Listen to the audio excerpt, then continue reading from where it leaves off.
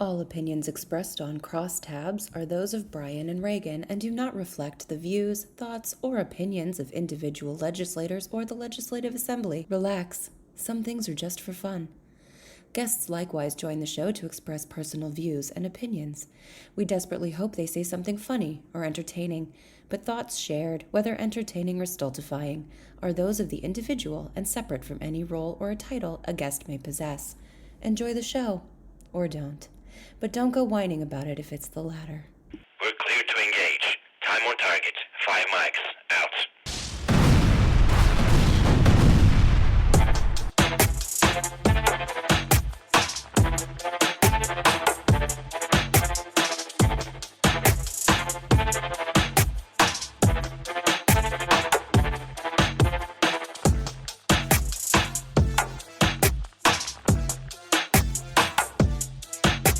No edits, Brian. We got to do one that needs no edits. Then I can post it immediately. That's the solution. I figured it out. If we don't make any mistakes, I could just post it. Listen, I mean, the Greg Smith interview had zero edits. Like, I think people should realize, and I think it was funny. We were just saying how we should probably harken back to our past interviews, but no edits. That one literally rack them, stack them, pack them, and release it. Right? It was just I listened back to that interview with Vicky, Representative Brees Iverson, on the way over. Was it over the mountain? I forget where we were, but she was listening to it, and I like to listen back to myself, and because I still don't understand how I sound like I sound. It's because in my head I don't sound like I hear myself sound. Do you Yeah, hear like you I sound? do. I have a problem. I can't listen to the episodes very easily. I hate listening to myself. It's getting a little bit better. I can tolerate it, but for a while I couldn't listen at all because I sound so weird to myself. Not like when I'm talking, I sound normal. And then when I hear it play back, I go, ooh, everybody has to listen to that when I go talk to them. Yikes. You Well, know? there are people that are worse. We could probably call There you those go. people out in the legislature. There you go. You don't drone on, which is kind of nice. And I'm trying to make sure that I don't, when I listen back on our podcast, I try to make sure that I don't drone on or I don't pontificate. And then I look for things that I do, like too many ums, too many like filling dead space, dead air. I'm trying to get better as a broadcaster, as they say, and not just a I'm getting better as a podcaster. writer because Representative Breeze Iverson is making me remove that from everything that I write. Dude, she hates So that word. It she is does. like the devil's word to her in any sort of press release or something. But anytime I take it out, you know what I find? I can eliminate a few more words too, and it actually like cleans up your writing. And I think that's Yes. why it's so deadly. It causes a lot of a lack of clarity. So I am kind of enjoying it. But no, you're right. These episodes, especially these last two interviews, are really really good. I was trying to think of a title for the episode with Greg Smith, and I mean you just have to call it Ways and Means, right? I mean that's what he's known for. That's what he is. That position. And then the Well, there's interview with nobody, Commissioner West was there's, great as well. don't you think that right now in the legislature, because Senator Steiner is now Treasurer Steiner, and Senator Betsy Johnson is no longer in there. Like Greg is the guy. I mean, I think that Senator Lieber's, getting her dancing shoes going as the new co-chair from the Senate. And I think, Senator Sanchez, I mean, she's competent. Obviously, she knows what she's doing. But from our standpoint, and I think from the legislature standpoint, I mean, there's nobody that knows the state budget better than Greg Smith at Absolutely. this And I point. think and I think one thing that I've observed is I think people I think he wants, I think he tries to say things about the budget, and I think he tries to bring stuff up, but people are almost, I don't know if it's intimidation with his knowledge or they just don't know him very well. People should get to know him and try to talk with him more about the budget because I mean, even just in that interview, he gave so many nuggets of things that I didn't even know. And you just you learn about the budget in any conversation you have with him. And so I would encourage people to just do that. I mean, I think generally he's got a pretty open door policy. He likes to meet with people.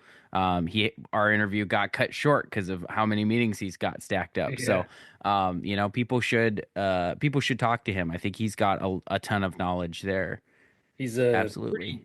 pretty interesting on the but I mean, the problem is with budget stuff. Like it's cool, it's interesting to you and me and the 500 other people that actually give two shits about the budget. The rest of the citizenry and then the general public just could care less, right? I mean, they care macroly, but they don't understand billions. And like the general voter doesn't understand billions of dollars.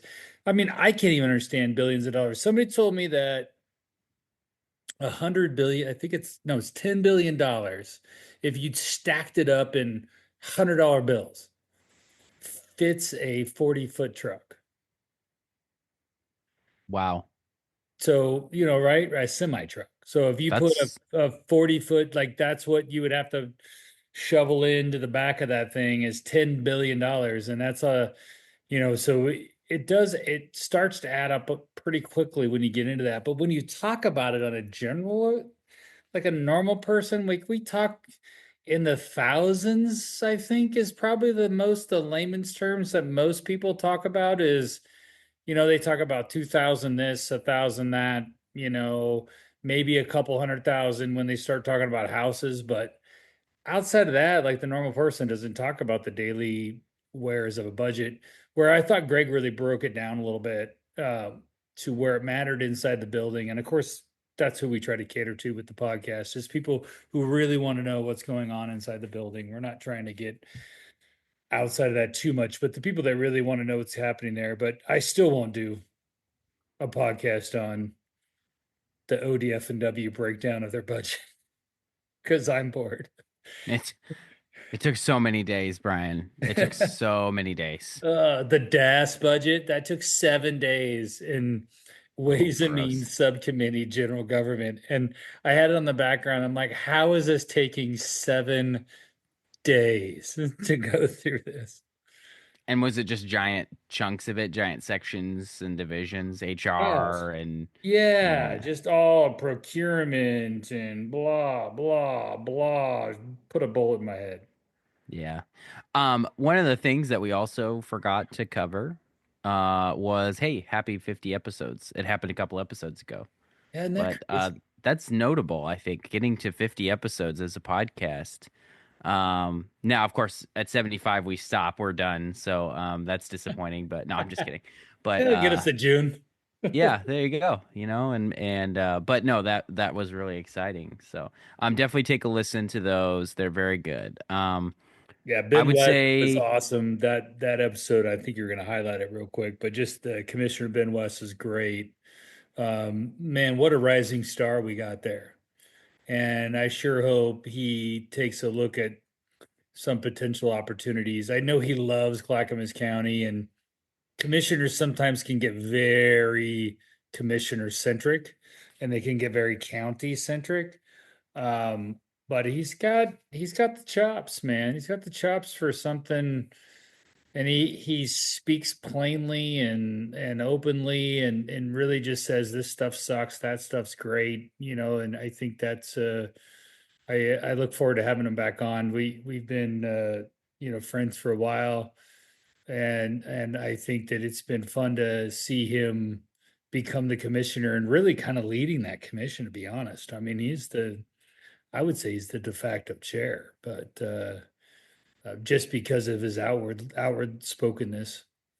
right. Leadership doesn't necessarily mean that you have to have the title. Sometimes you just go lead and Nope. people follow anyway. But yes, I thought it was great. He seemed to have a good grasp, like you said, of stuff that's happening beyond his borders. And like you said, some commissioners get really stuck with this is just what's happening here and nothing else happens because they don't control that stuff, right? So that's why I think that kind of gets into that space. And I think there's a few more commissioners, and we'll have some more on to talk more about this. And I think it's a place where just because of the tilt of the state and the gerrymandering of the maps, it's hard for Republicans to be relevant at the state level and the federal and the statewide level, obviously. But the commissioner level, there's a lot of good candidates that are there that could be moving up. There's also some people that are there. Trying to think if we've interviewed any of them yet that came from the legislature and we're like, yeah, this isn't for me. I'm going to go kind of more local. And so we'll find some of those folks too, I'm sure, at some point. But those were good episodes. Bryan, I can't even believe we have time to record this podcast because it's Friday, March 21st, and it is the deadline. I guess it's because we don't share committees because otherwise Yeah. we'd be busy scheduling bills. But today's the deadline. So if by the end of today, your bill or a bill, doesn't have to be yours, a bill is not scheduled for a work session, it's dead. That Yes. sucker is gone. It lives on eternally in Olus, as Senator Knope would say. He said he Memorialized. didn't. He when we were negotiating and working with Democrats about, hey, here's stuff we do like and here's stuff we don't like. He said he didn't want to kill. They said they didn't want to kill bills, and they said, okay, well, can they just live eternally in Olus then? And I thought Yeah. that was really funny. I sent that to a legislator the other day, just because I thought that was funny. So yeah, there's going to be some bills that pop on that list. They get scheduled, Well, and some that will live on eternally in well, Olus. not all bills are dead, Reagan. I mean, there are two committees that, right? I mean, don't we? So I want to teach people because there's a lot Yes, of thank you. confusion, even among the lobbyists, about what's alive and what's not. And we get a little complacent, and then we kind of forget things, right? And so I was like, okay, how do I go back and show somebody about how this works? So what you have to do is you go to Olus and you want to go click on session. And if you click on session, instead of going to today, you hit 2025 regular session, it takes you back to the first day of session where in the House we passed HCR 15. And then the Senate also passed the same bill, and that sets these deadlines. And so, if you were ever curious, what is the deadline, and you don't want to trust the calendar that was created by the legislature, which is a good calendar but isn't official, you can go here and you can pull it up, and you can see in this. So you have HCR, the House Concurrent Resolution 15, committee chairpersons shall schedule work sessions for measures in the Chamber of Origin no later than March 21st, 2025. And since it doesn't say 5 p.m., it's de facto 11:59. Okay. So some poor L Pro Yes. at 11:59 is going to be posting the very last work session that some chair decided to save Yep. some poor legislator, some poor lobbyist bill, and they can post him. And then you talked about there's some exceptions. This paragraph does not apply to the Joint Committee on Ways and Means, including all of their subcommittees, right?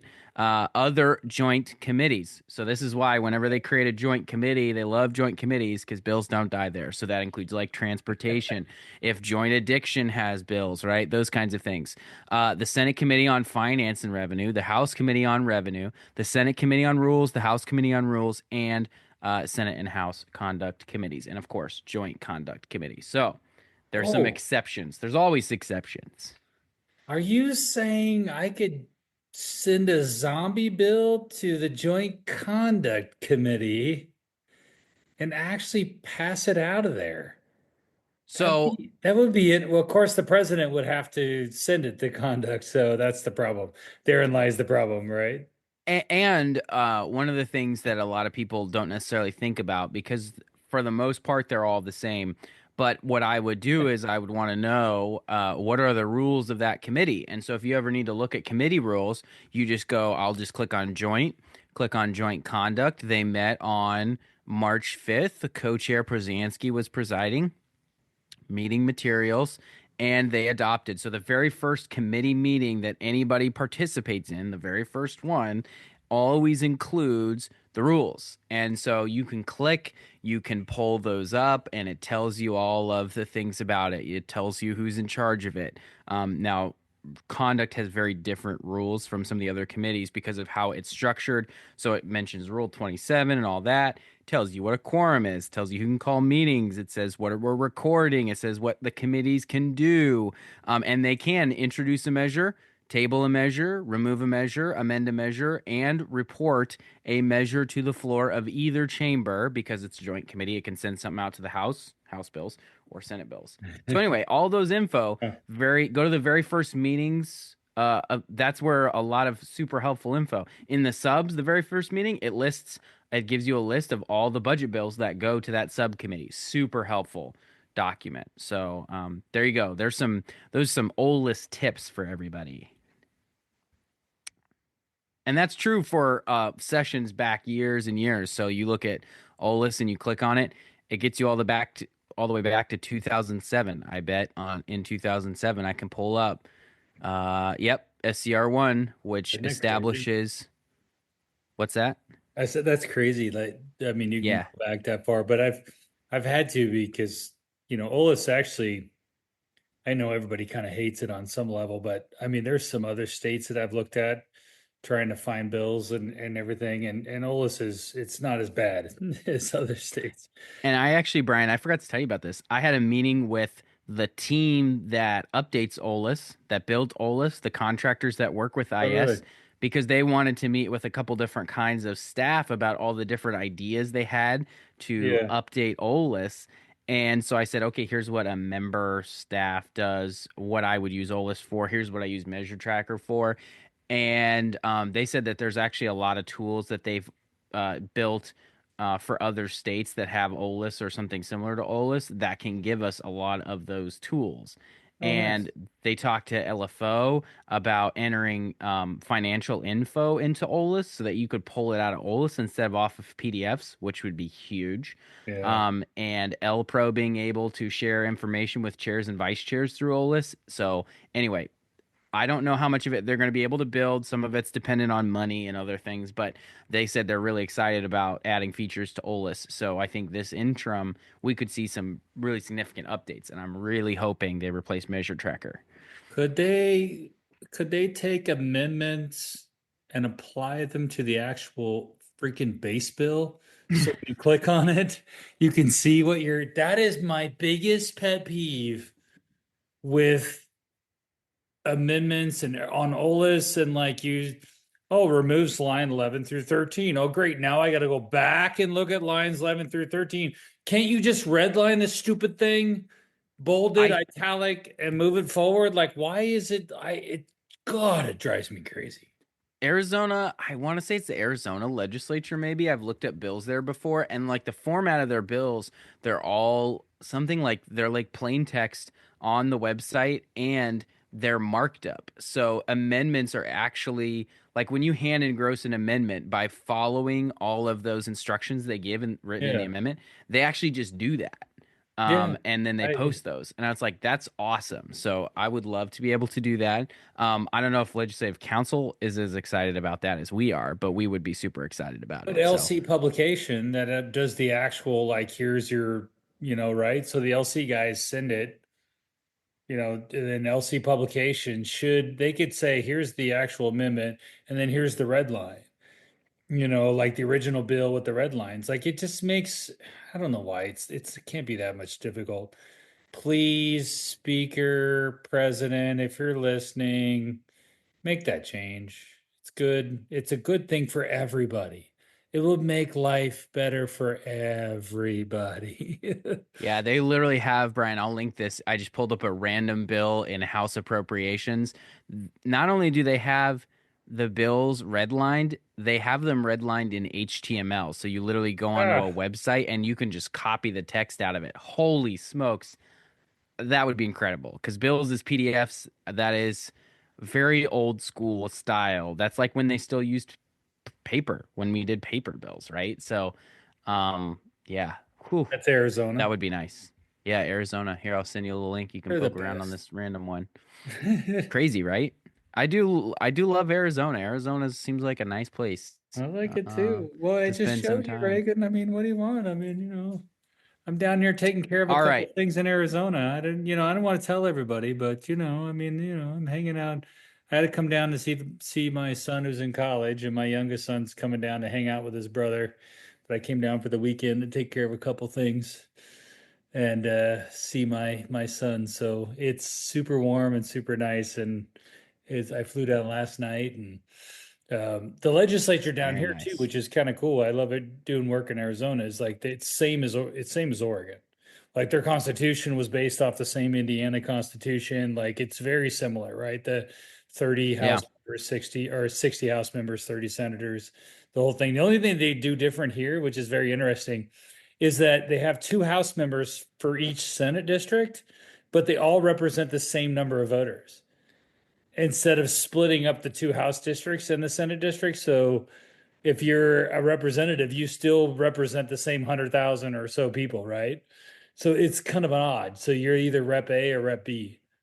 It's interesting Yeah. how that works. So, but There's one other thing too, that they explained to us and I still don't understand. And I'll put this little, I just Googled the Arizona legislature. They have this thing called Committee of the Whole, where they yeah, sort of run committee on their floor, which is super weird to me. But anyway, there's this very wordy explanation from a law firm, because they want people to come to their law firm website and yeah, hire they've them. changed a few things over the years. So but I'm gonna throw that on there because I think that's cool. So speaking of the floor, we Yes. had an exciting floor on Monday. So here's the headline from the Oregonian: Oregon Republican lawmaker reads sexually explicit passage on House floor to call out bill that would ban book bans. So we're banning book bans apparently. Um, and it's a Senate bill. So I think that's why everyone was surprised, is because it's a Senate bill, it's working through the Senate, and then there's something that happens on the House floor, and people are like, oh, interesting. I have this in my brain, very division about one chamber versus the other, right? We don't deal with any Senate stuff until after this first chamber deadline, right? I was surprised, but Representative Dwayne Yunker, who's from Grants Pass, started a little bit of a frenzy. He rose under remonstrances. So in the Senate, remonstrances are first. In the House, remonstrances are the very last thing Yeah. before When announcements. everybody And walks off so, the floor. yeah, people are kind of, they're checking out a little bit. Orders of the, I think it's because, they're gaveling and they say orders of the day have been completed, boom, and then everybody starts to check out. But the Yeah. people who have remonstrances, man, they're there, they got their buttons. And so he stands up and he's going to start reading this section of the bill. Um, Yunker read a passage from this book called The Haters by Jesse Andrew, which some reviewers have described as raunchy. Yunker said that in the Three Rivers School District, his district decided to keep the book in a school library after a parent complained. He says, and so even Yunker, he gives them the right answer right up front, which I think is very funny. He says, before I start reading this section, I want to highlight the rules on the floor forbidding profane and indecent language. But it's okay for children to use profanities and language in public schools because the book is provided to them in the library. And then he starts reading the book. I don't recommend you go listen to this. It was very hard to hear, but Yeah. we were watching floor and it was happening, and there's nothing we can do about it, right? So then the Democrats object, right? No, Representative Mannix, a Republican from Salem, objects. And I'm not sure why. I did see him in the hallway at 10:30, which means he was late to caucus. I don't know if that had anything to do it with this. Maybe he didn't have a heads up. Whatever the reason, he objects, saying it's obscene. Okay. Representative Gomberg, a Democrat from Otis, was presiding. He's the pro tem, so he fills in whenever the speaker isn't there, right? He said he reminded Yunker that language being used here is not heard only on the floor, but heard by anybody who's listening. But he did say it wasn't obscene and didn't violate rules. So Yunker starts again. So we have to listen to him read this stuff again. And then he stops again when Mannix challenges again. And then he gets the same ruling from Gomberg that it doesn't violate rules. So one of the things you can do with a ruling from the chair is you can challenge the ruling of the chair. And what that does is that forces a vote of the chamber. So now we're in a place where everybody's trying to figure out what's going on. So whenever that happens, what do? They stand at ease. And that's basically the pause button that the speaker or whoever's presiding, the pro tem, has on the session. And so they pause and they go to their caucus corners, right? So they come back. Gomberg reverses himself. Now, what he said is that he could not hear what was being said by Junker. He just knew it was something that people were objecting to. And he had mentioned early in the session there's a little speaker up by the rostrum that's supposed to project the audio because the audio gets projected out Yeah. to everybody in the chamber, but there has to be audio projected at the dais. And he said it wasn't working, so he may not have been able to hear. I'm not sure. There was Um, construction going on too. I mean, I yeah. get that. I've been up at that dais and it's oddly hard. And usually during remonstrances in the House too, by the way, basically all the business is over, right? So people are running around talking to each other, like representatives are running around talking to each other, saying, "Hey," because usually they're working bills, right? So they're running around chatting with each other on different committees and what have you, and say, because as staffers, I think we always say, "Hey, make sure when you're on the floor today, go talk to so and so about X bill," So I, that I happens always have a in list remonstrances, right? for her Yeah, when she's going down there. I say you need to talk to these three yeah. people about Here's a these three list. things. Yeah. Yeah. Get after it and go talk to so and so. And the same thing happens with the Dems and the R's, right? So everybody's doing Yeah. that. So it's kind of loud during Hmm. remonstrances on the floor. And I could totally see the fact that Gomberg and people just had no idea what was happening, really, until Yeah. they So figured out what was happening. Yeah. so we're all watching this and we're going, uh, I'm surprised we've gotten this far here, really. Yeah. And so they come back from caucusing, and Gomberg's reversing himself, saying it is obscene. And so Juncker stops reading, and then he sort of highlights his point, which is if we're not going to read this on the Yeah. floor, then why should it be in libraries? And I want to say frankly, I was surprised at how well that was executed. I think Representative Juncker did a pretty good job making that point. Leadership backed him up. It was kind of one of those times where almost the whole caucus was working together. Again, I'm not sure Representative Mannix was the person who was supposed to object, but somebody needed to make the Yeah. point, right? So, Yes. works out. There was a lot of teamwork, both on intentional and accidental, working together. So that was really interesting and really good to see, I think. And Democrats denounced it as Trump style antics, which probably means it worked. Because when they don't have It's anywhere to go, just they just hit the Trump button, right? uh, which is just dumb, right? I mean, I think to say that, I mean, come up with a better kind of reasoning for it. And I would say that you would say something like the decorum rules within the house are, more stringent than, teaching, people about certain things, right? Because you can't cuss and you can't even yeah, like the decorum rules are so strict, you can't even mention somebody by name on the floor.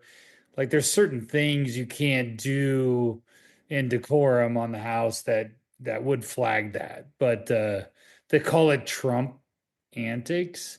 Granted, I'm sure Junker's a super strong Trump fan, but I don't think that he was really trying to make a point.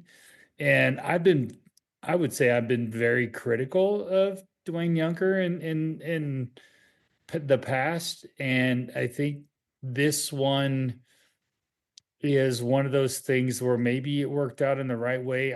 I hope that he learned what he learned from it, and so did the House a little bit, like the Republicans. Like he was clearly trying to make a point, and without Mannix objecting to it, the point probably would have been lost. And I think that was the whole point he was trying to make was, I hope, that it's so erroneous that these are the books. And I'm not for banning books in general, but the idea that they're shoving these sort of books in front of kids is the point, right? It's not that there's certain books that are controversial. I mean, Huck Finn back in the day was controversial, right? I mean, so I think the idea that this is a controversial book. It's a controversial thing to get into the sexuality of life in the classroom. And I think he's on point there. And he shouldn't. What I would do is I would quite frankly probably double down if I was advising Younger or the House Republicans, I would just double down and literally every day grab another book. Well, and so one of the things that this triggered that some people didn't notice was on Tuesday, Representative Hartman and a couple of others. Hartman did a remonstrance and basically said, she and I want to, highlight this as being, something that was very important to her, that she, has faced, this kind of, abuse and that kind of stuff, and she talked about that.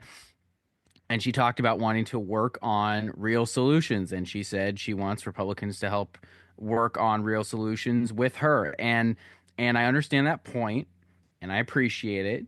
And I understand that her personal experience with some of these things, she says, is not the reason. These books just being in libraries isn't the reason. I don't know that we can prove that. But I appreciate and understand the logic behind it. But at the end of the day, if her bills aren't moving forward, that's not our fault. Okay, that's the chairs of the Judiciary Committee, Senate and House, and Yeah. I think those members they've served for a while. They're generally respected members, but I know that Democratic chairs of judiciaries typically can't be very tough on crime. They just aren't, haven't been for a long time. And so, I get where she's coming from on that point, but I think that in some ways that's being directed at Republicans. And, maybe we do need more people to go sign on to her bills. But during the walkout, we were able to extend the statute of limitations on rape. We had to do that by rolling Persansky. He didn't help us with that. Okay. And Yeah. the last time it happened, it took 5 years, 2.5 sessions to get it extended the first time, and they only got it extended half of the way they wanted to get it. That was early in Senator Knope's career.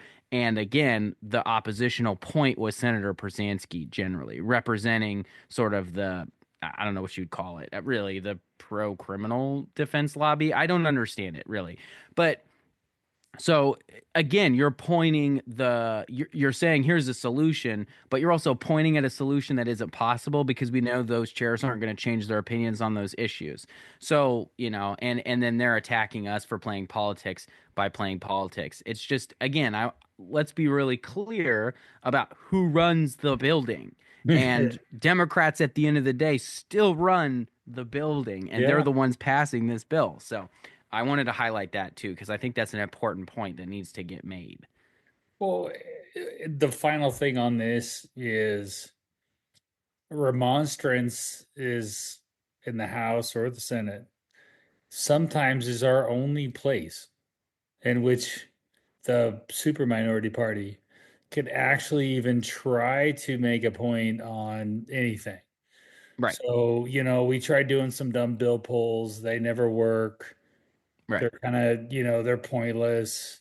I know they're there to prove a point. I get it, but nobody cares. Um, I doesn't mean you don't not do them.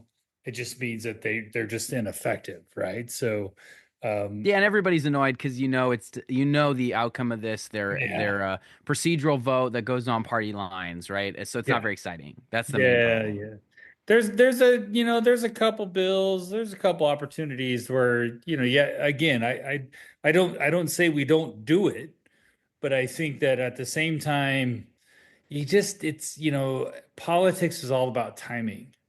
And, Hmm. and that includes the politics of the building is about timing. And I think a lot of times we tend to miss that. And I think what Juncker did to just kind of end this point is he actually hit the timing on something when they didn't think it was coming. And that is my point is like when Democrats think we're going to zig, we have to zag. And if they think Hmm. we're going to zag, we have to zig. And keeping them on their heels is better than being predictable. So I would say my biggest thing would say to any minority across the country, and including ours, is be unpredictable. Because unpredictability is the only weapon we really have. That's really good advice. What am I'm looking at here? Trying to figure out what I was looking at. There's my notes. That's great advice, Brian. See, we could edit that out, but I'm not going to. Yeah. All right. What is the next thing that we want to cover here? Probably our last topic. Yeah, well, the two things I want to chat about. Yeah. One is the Democrat town halls. I think that's kind of fun because it's going into this world of like all of a sudden there's these, and people think there's this crazy energy with these Democrat town halls because all these people are showing up. And but what you know what they're saying when they're because I've been to a few of them, they're yelling at the Democrats that they're not fighting hard enough, and I don't even know what they mean. I think that means burn more Teslas. I think that's what that means. It sure feels like that's what they're saying. Um, it's very interesting to me to hear them talk about uh revolution, anger in a very violent sort of mantra versus democracy's at stake. And I think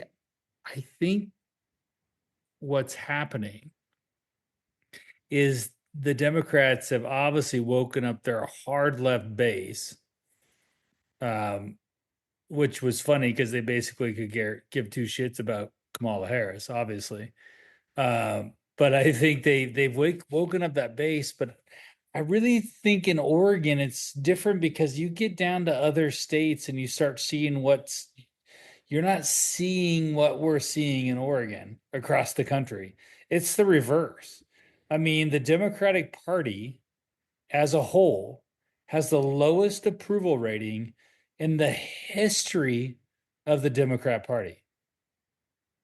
Like it's like 27%. It's the lowest approval rating in the history of the Democratic Party. Republican Party is near its highest ratings than it's ever been. And we're really seeing a dramatic shift.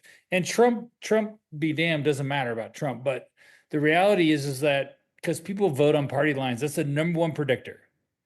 Are you voting generic Republican? You voting generic Democrat? So, and I think the Democrats in Oregon are overplaying their hand, and I think I'm more apt to just let them and think that there's more people moving our way than they think. And because they're listening to that hard left base showing up at these town halls, and they think it's great to hold these town halls because they show up as heroes looking like Bernie Sanders and get rid of oligarchy, which most people can't even spell, let alone know the definition of. Um, i think they're overplaying their hand here. I think they're going to move further left. I really think they're deciding to shift further left. And if they keep doing that, I think it's great for us. And I want to see it. That's kind of my take on all that stuff. I don't know if you have a take or not, but I do have a take. It's similar to yours. In the super minority without a lot of levers, I would definitely just get out of the way while Democrats try to run their whole agenda. I mean, point it out where it's flawed, make suggestions on how to change it, advocate for that point, but let them do it because they, at the end of the day, need to be responsible. And then every time government fails, every time government doesn't do what they promised it was going to do, every time they pass a gun bill and then crime doesn't go down, every time, right, all this stuff, every time they pass a bill for rent control and rents continue to go up, just point it out. Just say, yeah, is this what you want? And I think we just need to find creative ways to do it. We need to be better at it. We need to be better at identifying the problems and jumping on the problems. But ultimately, I just there was a quote like that I was thinking about, and I Googled it, and I found that apparently wherever they're citing it comes from, we're not 100% sure, as is often the case. As Abraham Lincoln once said, don't believe everything you read on the internet. But the quote is never interfere with your opponent when he's in the middle of making a mistake. yeah, And some people said Wilson, some people said Bonaparte. I don't really care who said it. It's true. Don't get in the way when they're making mistakes. And so when they're just trying to go pass a law that bans all the guns, I mean, this is getting down to this. I have people texting me about it, people who aren't politically Yeah. involved but love the Second Amendment. They're like, hey, what's up with these gun bills and all that stuff? Are people walking out? I don't know what's going to happen on the walkout point. That's a decision that both caucuses have to make, right? At the end of the day, there's good reasons to do it, there's reasons not to do it. I can't tell you it's going to work. And they already took it to the ballot once and barely passed it. And the reason they did is because the organizations that supposedly protect us and defend the Second Amendment didn't show up, as we've talked about at length Did on the nothing. podcast. Yeah, did Did nothing. nothing. But here's what's going to happen.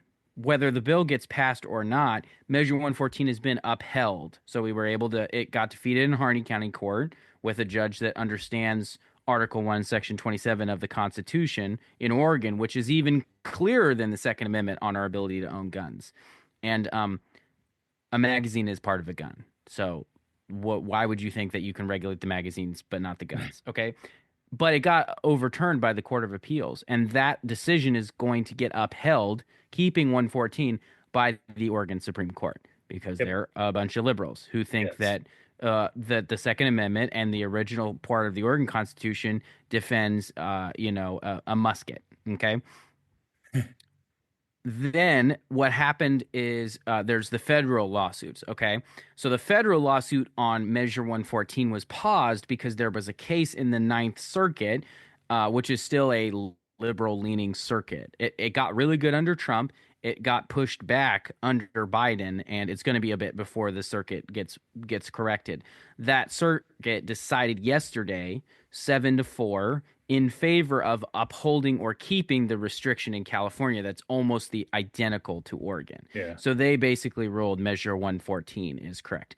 Okay, there's a circuit split on this issue because there's the Fifth Circuit down in Texas that loves them some guns. And so the Supreme Court will decide this at some point. I don't know when that's going to happen. I don't know if it's this term. I don't know if it's next term. It could take a couple of years. It takes time for this stuff to make its way through the courts. I do believe they will resolve that. I believe they will overturn it, and that Measure 114, if it's in force in law, will only be enforced for a little bit. But all of that, none of that really gets changed by whatever we do, because even if Republicans walk out on the bills that are getting passed now to quote unquote fix 114, the only result of that is that the regular version of Measure 114 goes into effect because it already passed at the ballot. We can't walk out and repeal bills. That doesn't work. So if someone's telling you that the only way to stop Measure 114 is for Republicans to walk out, they are wrong. They don't know how the law works, or they do know how the law works and they're just not telling you how it works, because they may want your money. I don't know. So you have to know that this bill, what should have happened is we should have defeated Measure 114 at the ballot. If Oregon had done that, that would have ended the conversation. That would have given us a better ground to stand on. But because it was allowed to pass, again, by the opponents who could have killed it, the folks that could have mobilized and actually put in the work to defend the Second Amendment, because they didn't mobilize, it passed. And so walking out doesn't save it now. And if you have to live under 114 for 2 years, you would rather it worked than didn't work. Because otherwise it'll just be impossible to get a firearm because the law is so broken. So anyway, I didn't think I had anything to say on guns. Apparently I did. I'm done now. Go ahead. No, good pivot on.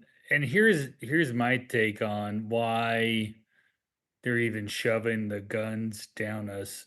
I think that they know that transgender stuff is not a winning issue for them. It's an 80-20 issue, 70, maybe 70-30 in Oregon, but it's still a bad issue for Democrats. That they always want to tie to abortion now.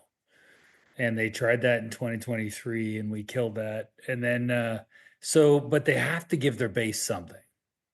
So guns is kind of an easy, low hanging fruit for them to give to their base.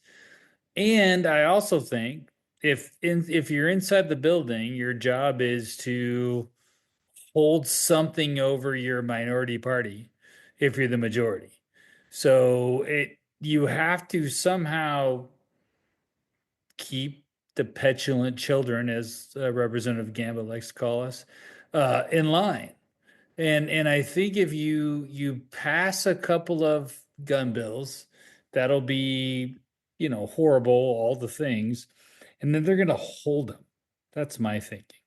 So the leaders on both sides will hold those gun bills, and then they'll just use them for negotiation. It becomes fodder, and I think that they'll use that to basically pass all their other shit that they want to do, or use it as a tool against Republicans, thinking, "Oh, you guys are going to be." But I think what your point about the courts are, the problem with guns is that the Second Amendment is such a strong amendment that it's very difficult to pass these cronyism little bills that don't hold muster in the courts, because everything will ultimately work their way up to the Supreme Court, which is held what, six Republicans, three Democrats, right? So um in our favor. The reality is even if Amy Coney Barrett has turned out to be not quite the Republican everybody thought she was, um but I believe even without her, we probably still, and even Chief Justice Roberts has been a little wonky, but on guns they've been pretty strong. So the reality is the Second Amendment on these, you're right, on all these things, I think they're kind of nothing burgers. I think that Republicans should basically tell Democrats, fine, we don't care. Like we're gonna vote no. We're gonna do everything we can to vote no, and we're gonna, sue, and all the things we'll sue. The NRA will do what they need to do, and but I think the Democrats are wrong in their thinking. But I think that's their thinking, to use it to beat us over the head with it. And I think that that's a wrong. And I shouldn't even be saying it because I'm probably giving them the reality of it. But I don't, who knows? Who cares? And I think the simple fact is that it's a dumb move, so they can pass their dumb union bills, and we just need to let them be crazy and do the stuff that are going to be crazy to try to insulate themselves from Trump, this crazy person that they think is changing the country, and we all think for the good. They think for the bad, and we'll go from there. I think if I were doing the messaging, I would, I'm envisioning the press release. The Second Amendment is clear. Article 1, Section 27 of the Oregon Constitution is clear. This bill is unconstitutional, regardless of what liberal judges think, and you will eventually be reversed by the Supreme Court, and we look forward to that happening. Thank you. Have a good day. And just leave it at that, because that's Yeah, all there is. That yeah. is all there is. There's Love nothing that else that message. we can do. Love that And message. Fuck I you. think that's We're solid. not going to do shit. Well, see you in And then court. not worry about it, because there Yep. isn't anything we can do about that, regardless No. of what people say. It again, more people should get involved if they care about the Second Amendment, instead of just showing up when the gun bills show up. Show up when we have primaries, show up when we have general elections, and you will have a bigger effect on the building. If you guys all mobilized and showed up in people's offices instead of just emailing. I mean, COVID, here's the problem in this conversation overall. COVID made us all a little lazy in terms of the advocacy stuff. There's a lot of Totally. lazy legislating going on. There's lazy lobbying going on. There's lazy staffing going on. And there's lazy advocacy going on. And Yeah. people need to get back to showing up to the Capitol. Even though it's closed for construction, we're here.